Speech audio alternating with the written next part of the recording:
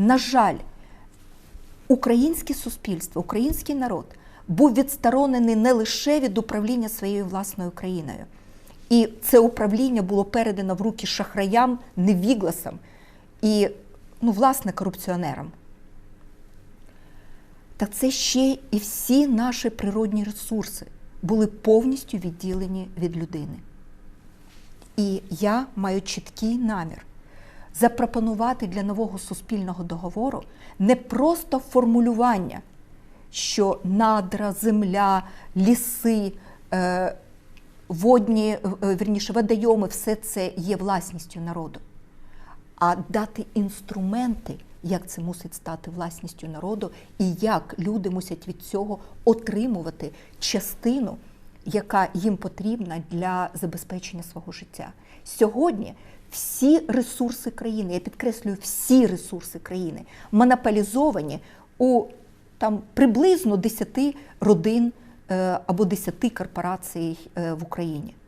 І зараз ще з глобального простору до нас заходять такі, знаєте, жирні такі акули, які вже побачили слабку Україну з ресурсами, і вони вже теж хочуть тут поживитися за наш рахунок. Я все це побудую так, щоб люди отримали свою частку. А як можна отримати цю частку?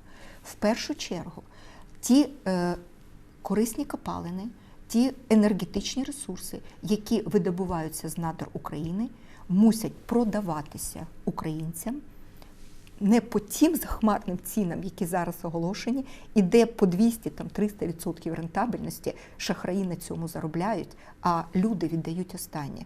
А треба реалізовувати той же газ по тій ціні, яка забезпечує розвиток галузі, має не менше 30% рентабельності для розвитку, як будь-які товари в світі.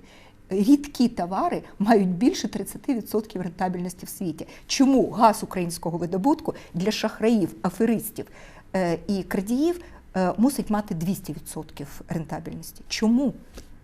Так от, якщо продавати по адекватній ціні, а я думаю, не по 285, як сьогодні, або біля цієї цифри, а максимум $85-90 за 1000 кубічних метрів. І це буде доля від видобутого газу передана людям в якості адекватного тарифу, тому що ринку у нас немає, хай вас не обманюють. У нас є один монополіст, який продає газ, і до нього доліпилися пару десятків шахраїв, які на цьому наживаються.